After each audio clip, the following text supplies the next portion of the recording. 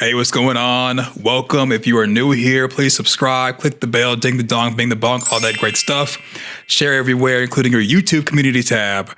Please and thank you. And also, if you want to donate, you could donate through Super Thanks. That is located where the subscribe button is. And also, you could donate with Cash App. That is $Spade Parkland. And also, you could join the channel membership by clicking the join button near the subscribe button. I do weekly live streams for channel members. So join that if you want to be a part of the channel member live stream. Nathan, tending to the livestock, enjoying that. Someone comes up, hey, Sarah is in the infirmary. Come see about her.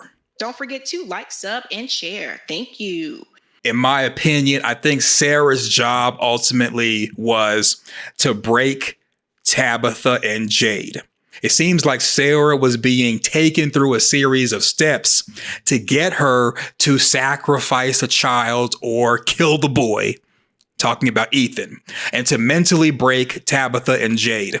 If Ethan was gone, Tabitha would have been easier to manipulate, same as Jade with Toby being gone. If Sarah would have unalived Ethan, that would have driven a wedge between Jim and Tabitha, because Jim is actually what started Tabitha getting into the theory business, made Tabitha change her mind and actually wanting to solve stuff, was Sarah's attempt on Ethan's life. Sarah's attempt on Ethan's life and Jim writing stuff on the wall is what prompted Tabitha to want to start asking questions, because at first she didn't want to be comfortable in accepting Fromville, but she wasn't really wanting to ask questions because she didn't want the answers. So Jim and Sarah's attempt on Ethan's life helped Tabitha move towards that direction.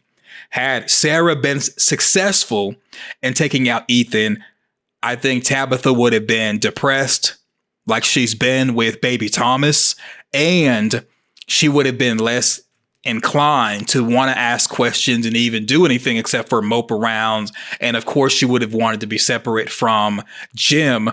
And I doubt that Julie would have wanted to move back in with the Matthews. So Julie would have stayed at Colony House.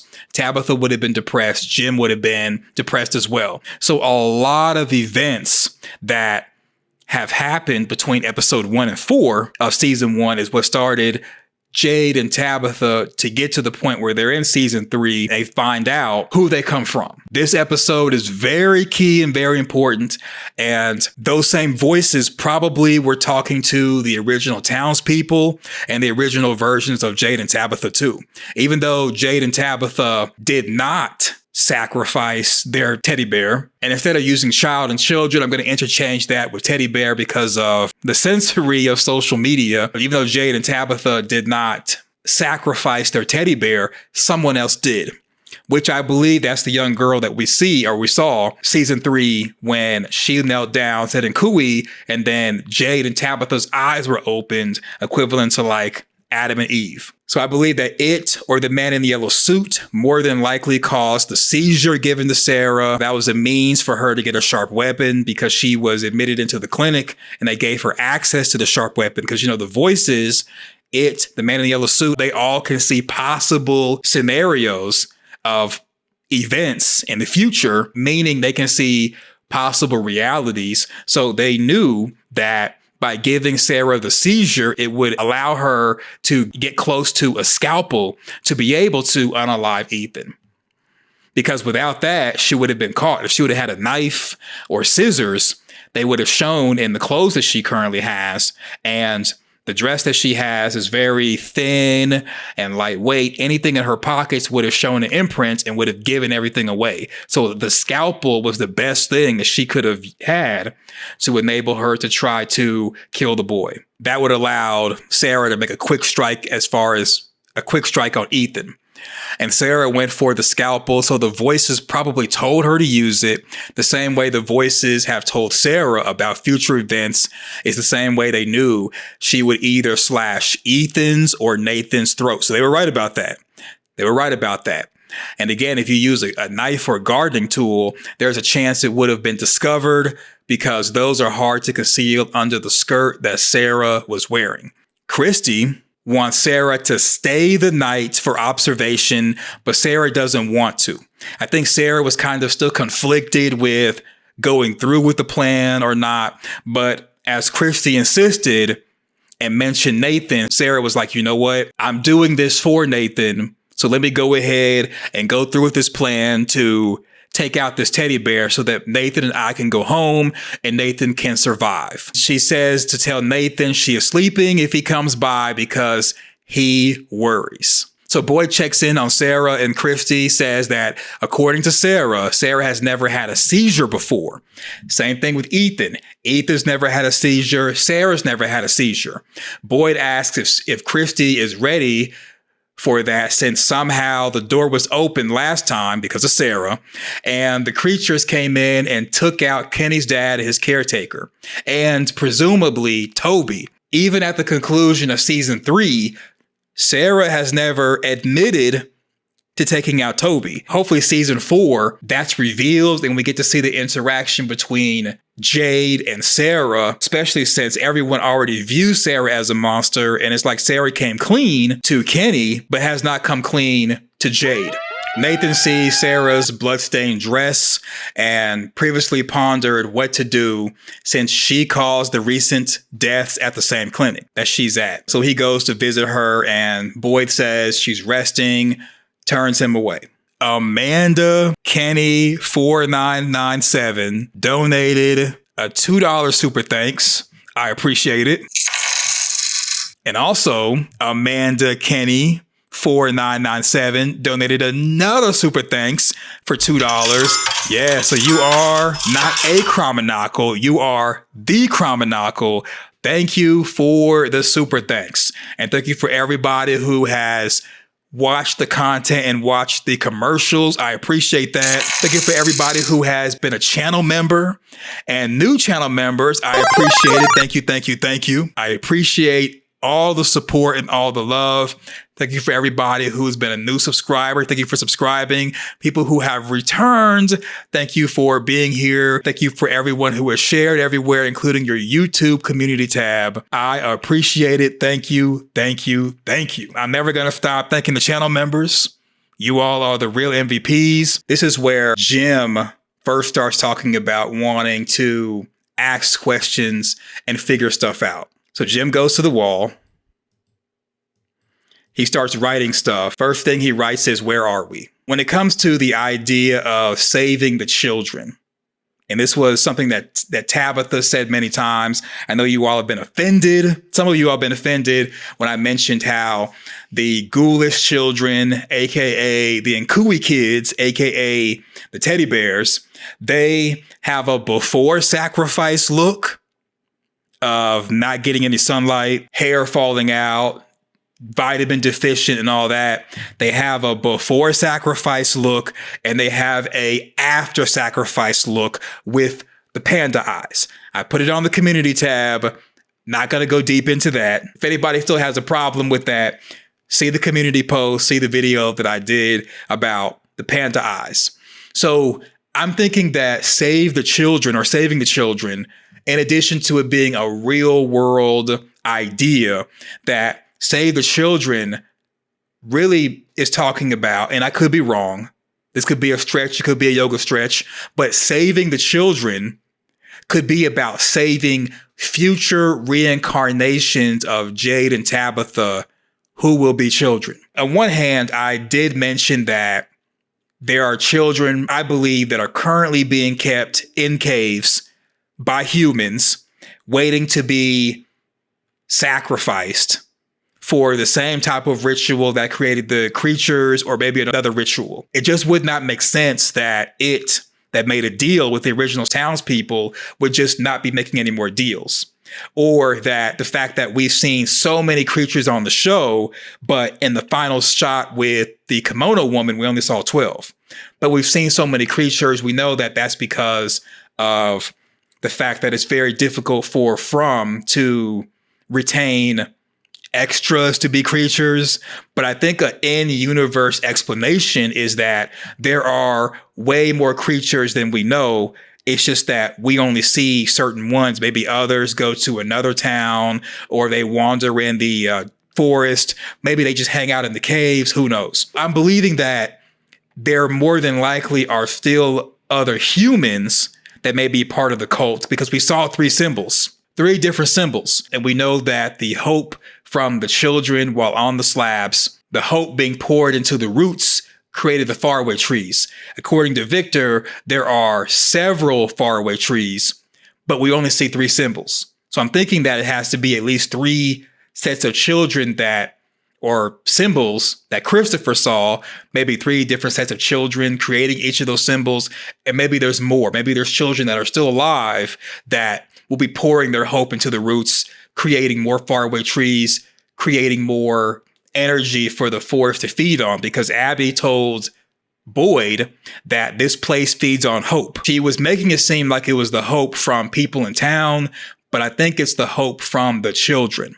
Okay, so it is humans, but it's hope from children telling each other different stories that someone's going to come save us, and them passing this information to each other is giving them hope, equivalent to the idea that, and hopefully I'm not, spoiler alert for Santa, Easter Bunny, and all that. Skip this part if you got any small children who still believe in the fantasy. 5, 4, 3, 2, 1. But just the idea that children will talk to each other about Santa Claus, the Easter Bunny, Tooth Fairy, the same way that they talk to each other about those fantasies. I think it's the same way that they would talk to each other about someone coming to save us.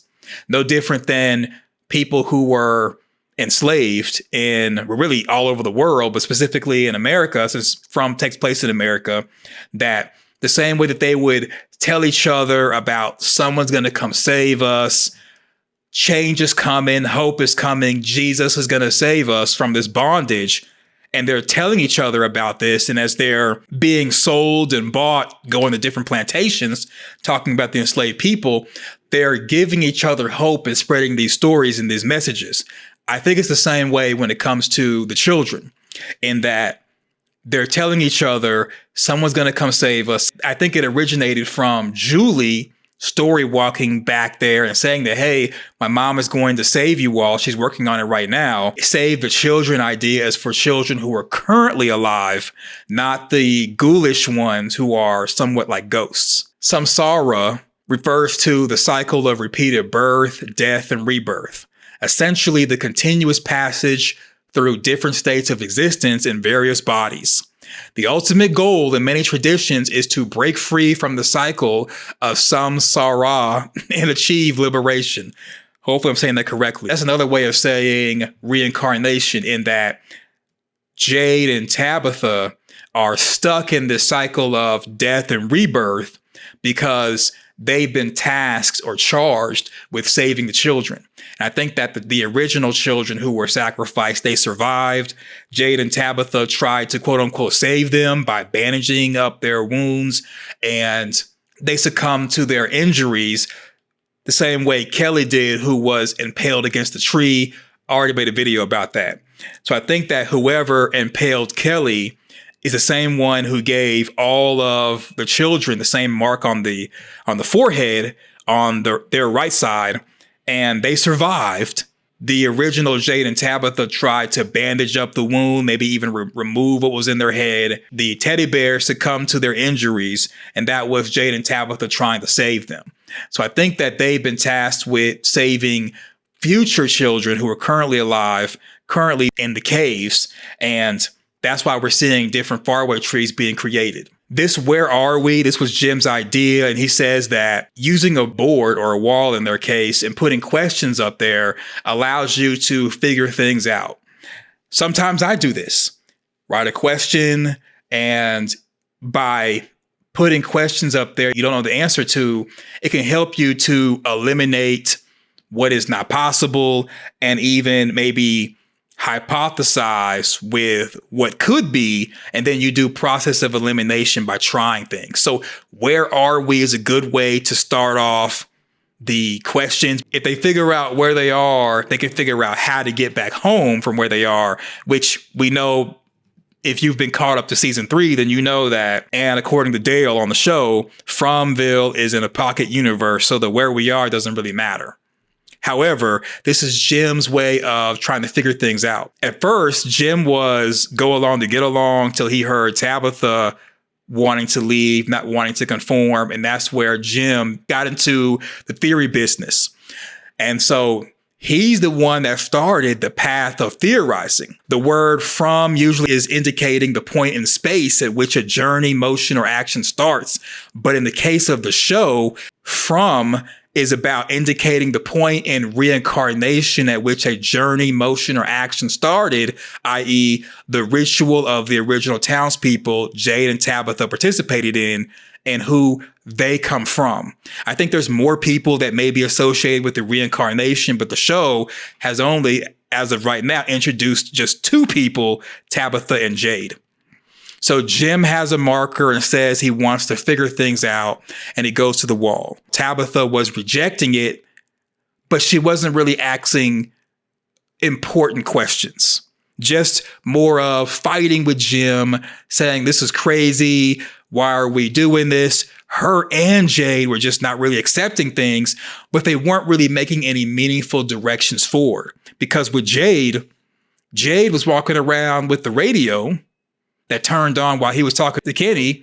He used the radio as a muse, but he didn't really think about turning it on to communicate with anyone until Tom presented that to him. So Tom got Jade on the path of wanting to turn on the radio to communicate. And that's what put Jade in the path of theorizing. That was meaningful.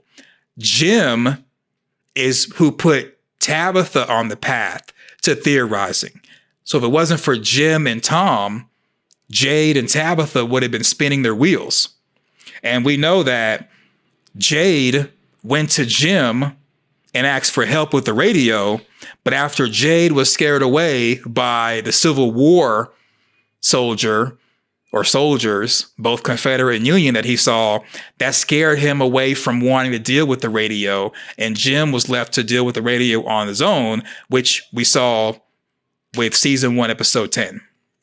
So Jim and Tom are the real MVPs for starting this whole theory business scenario. They're the ones that have started this, and they are the real MVP. Jim says he wants to do some problem solving, and you start by asking questions. You ask every question that might apply, no matter how crazy or unlikely. You put it on the board. You get it out in front of you so you can identify everything you know and everything you don't. It will be like telling a story. And other people do this. They do like a whole vision board where they put goals up on what they want to tackle each day, each week, each month. It really helps you focus. Putting stuff on a refrigerator or on a board where you look at it every day, every week, every month, it can really help you stay focused on whatever goal is that you want to tackle. And by the end of episode 5, Silhouette, Tabitha puts a question on the board, and that is, did we survive the crash? So what do you think? Let me know in the comment section your thoughts. Thumbs up the video, share your social media, subscribe, click notification bell. Thanks for watching. Go forth, do great things, and I'm out. Peace.